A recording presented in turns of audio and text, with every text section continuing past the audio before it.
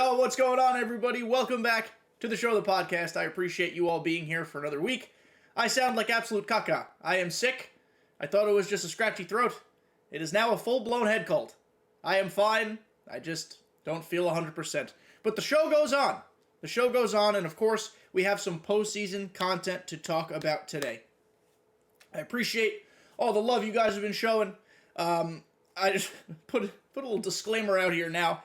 We have an episode that's going to come out a little into November with our boy Ants. Ants has returned. Ants Volume 2. It's going to come out the Tuesday after the 10th, 11th, 12th. I think it's the 14th. I want to say the 14th. November 14th it's coming out. I needed to log an episode, so while I'm away that weekend, I don't have to worry about recording anything. That's what content people do. Completely effed up my predictions of the playoffs, so don't make fun of me. We joked about it in there, how we knew that probably a lot of what we were talking about was going to be wrong. But look at us, the Texas Rangers. Ants' Texas Rangers are doing great. But regardless, just wanted to put that out there because I feel like it's been a while since I've recorded an episode. I know it really hasn't been. It just feels like it.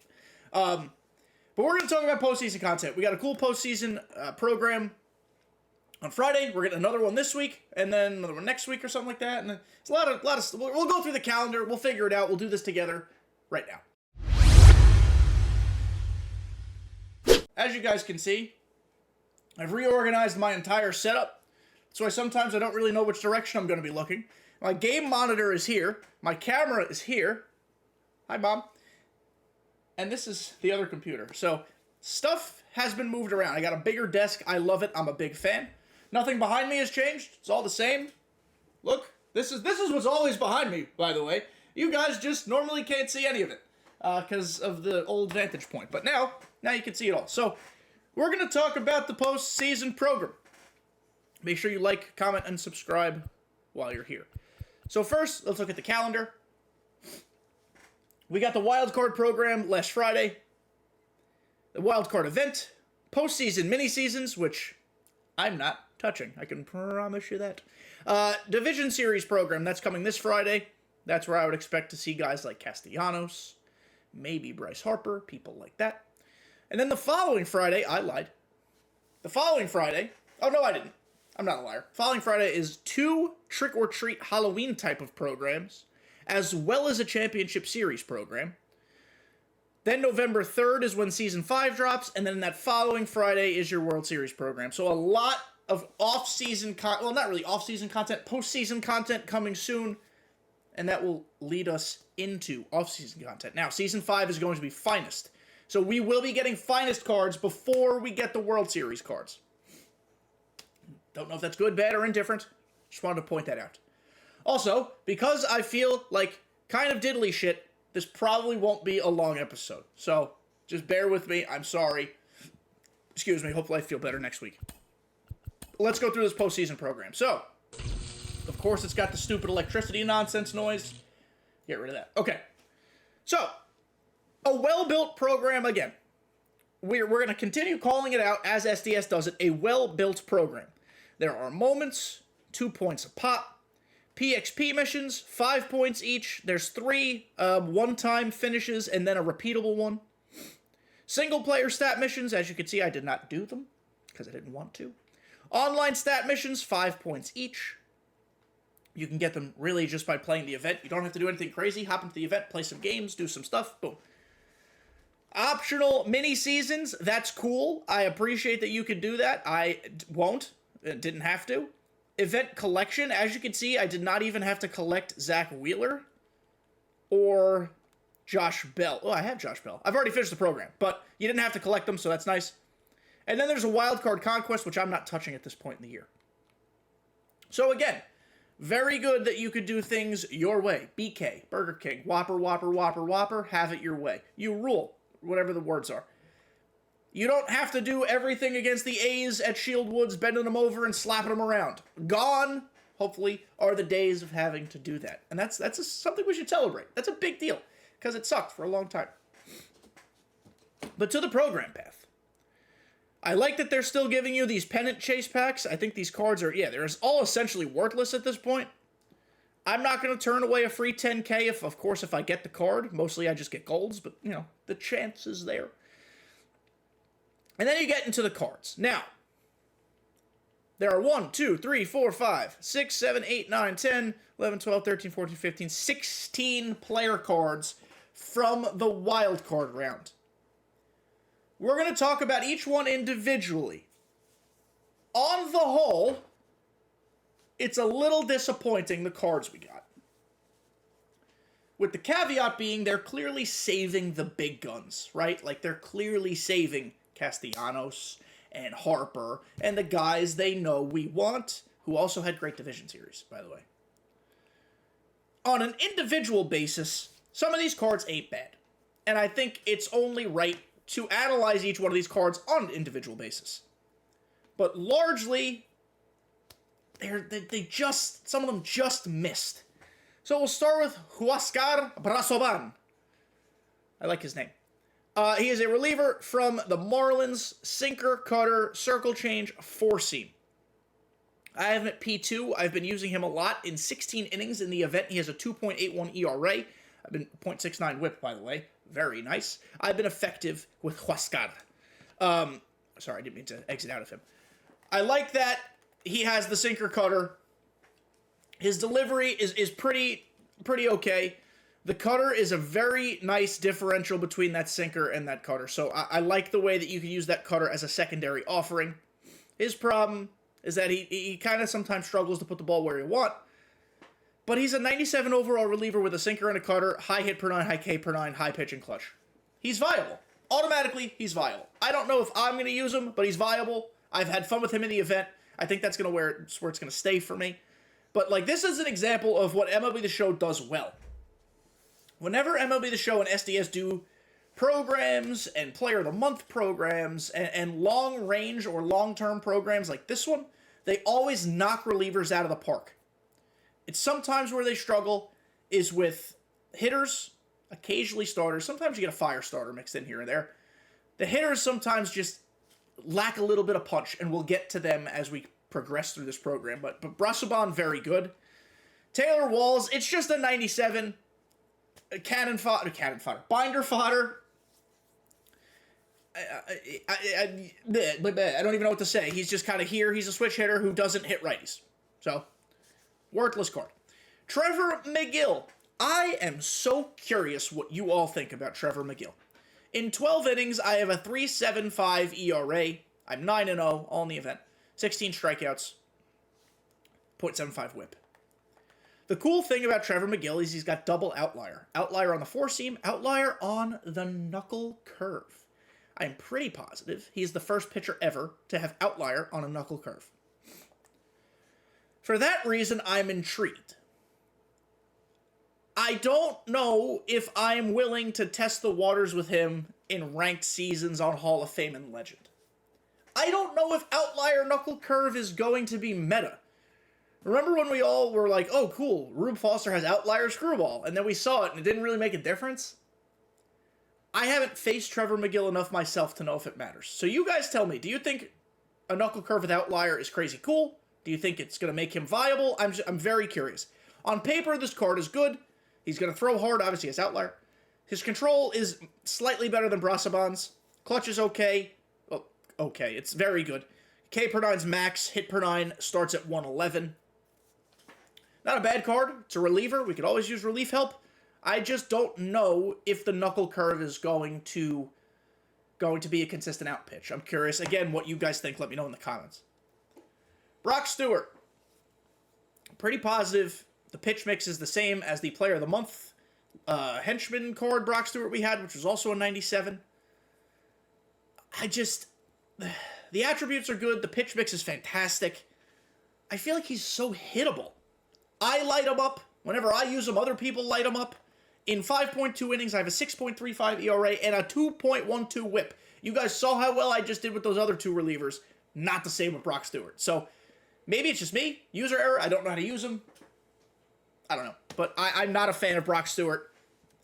This card is better than that 97 card from the monthly program. His per 9's better.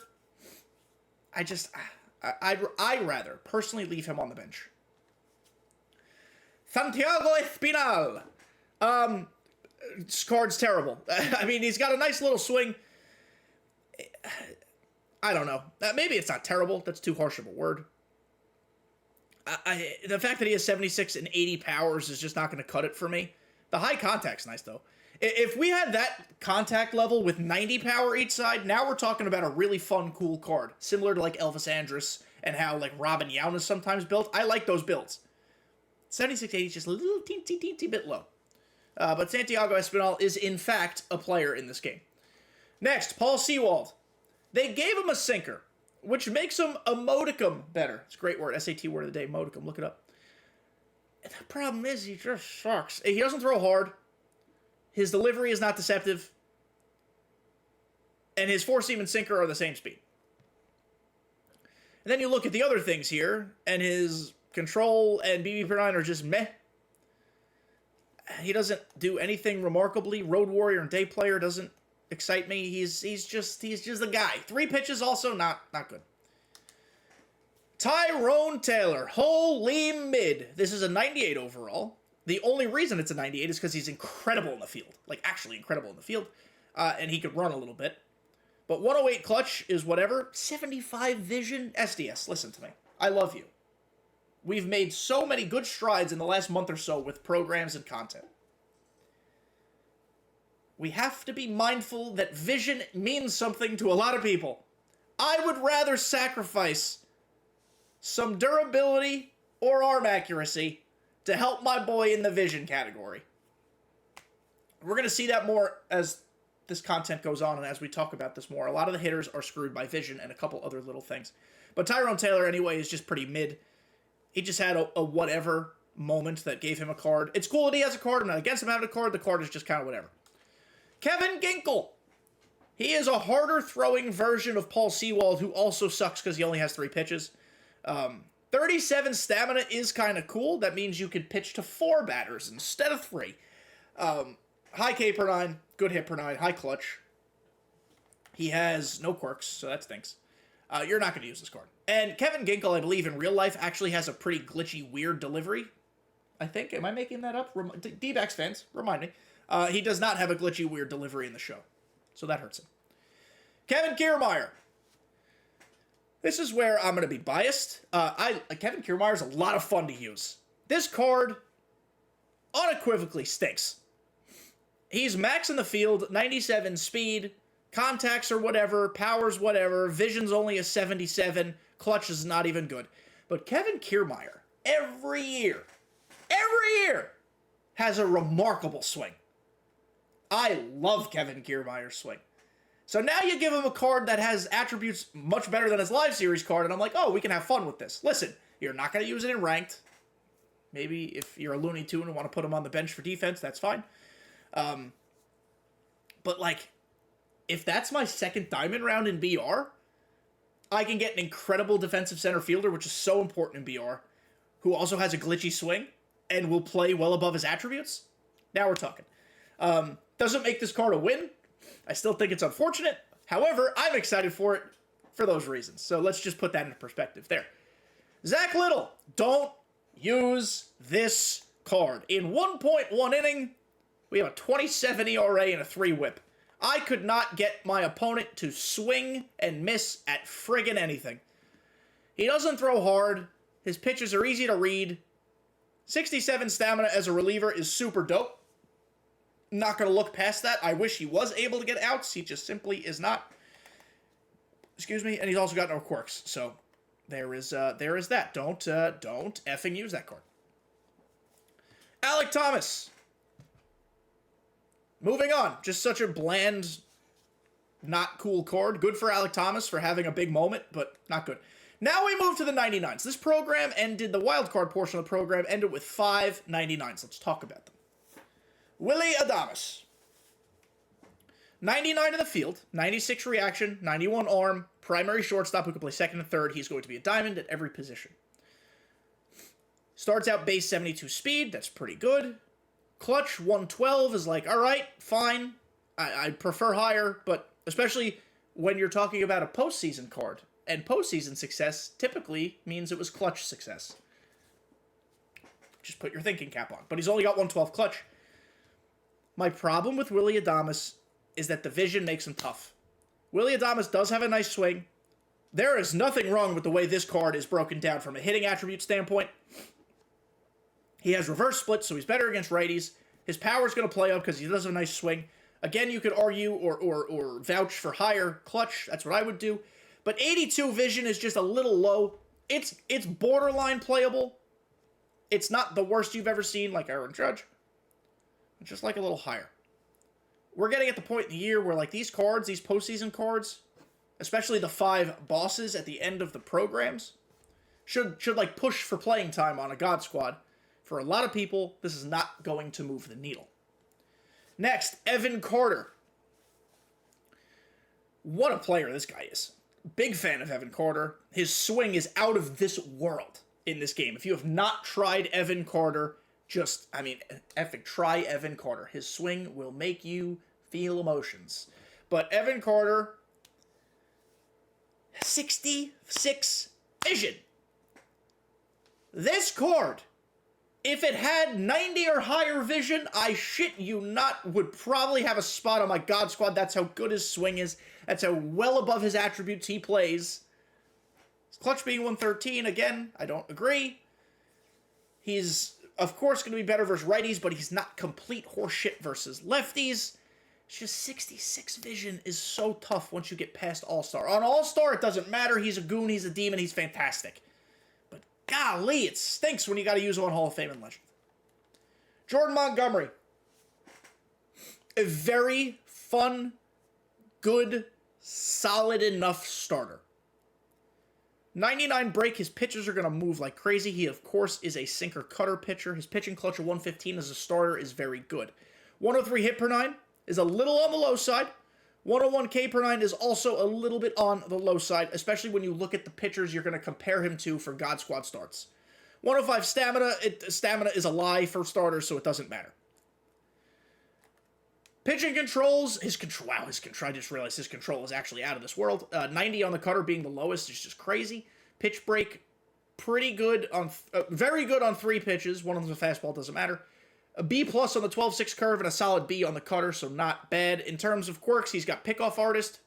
Have a ball with that, because you're never going to use that. Former Yankee great Jordan Montgomery. He's not going to start in the playoffs for us, is what Brian Cashman said, and here he is having a fucking day with the Rangers. So good for Texas for realizing his potential. A semi-viable starter. You want to use Jordan Montgomery on your team in your rotation? I'm not gonna make fun of you. I think what aids this card is that he is a little bit deceptive with the way he throws out of the hand. So if you're good with Jordan Montgomery, this is a good card for you. Bryson Stott. This is the card I'm most disappointed in. I was so effing excited for Bryson Stott, because his swing is really nice. And I was like, oh my god, he hit a grand slam off a lefty. That means he's going to be juice versus lefties and be very good against righties. Nope, he's not even mid, he's below mid against righties. 104 contact right, 92 power right against righties. If you give this man like 110, 100, 110, 105 against righties, this is on a God Squad. This is a starting second baseman on a God Squad. Plus, he hit a fucking grand slam in the 6th inning of the NLDS, or of the wild card to send them to the NLDS, and he's only got 116 clutch. Make the man's clutch max. He's incredible in the field. He's an incredible base runner. He can play third and short. He's got a nice swing, lefty bat. This card had, and this with 91 vision too. It's not great, but like it's enough. It gets me there. It just gets me there. So this was a missed opportunity, in my opinion. This card could have been a hero on a lot of teams. I was so hyped and so amped to see Bryson Stott. Fell short. Plus, how does he only have 115 power left if it's based off the one pitch he hit the grand slam on? That another stupid point of mine, but just wanted to bring it up. Finally, Royce Lewis. Oh, another almost demon. This man was crazy all postseason. It's a shame that the Twins got knocked out, especially because I hate Houston. But only 80 vision. You can't use the damn card because he's only got 80 friggin' vision. He's got a great swing. He's max versus righties. He's max clutch. Finally, somebody's max clutch. He's at P2, a diamond fielder at third. He'll never be a diamond fielder in his secondaries, but that's okay. He'll be a gold at all of them. He's got 85 speed. Like, this is so much good stuff here. It's so close. It just missed. I'm not even upset about the contact left's power versus left. It's fine. It's good. It's great. Just find a friggin' way to give him more vision. Vision matters so much at higher pitch speeds. For a lot of people, it doesn't matter at all if you're an all-star player. This card's probably fine for you. And that's good. I'm just speaking to everybody who plays this game. I would like all cards to be good for everyone. And unfortunately, unless you're a demon, which you might be, Royce Lewis just misses the mark a little bit. So, hopefully we see that change moving forward, because I would like to see good cards all around.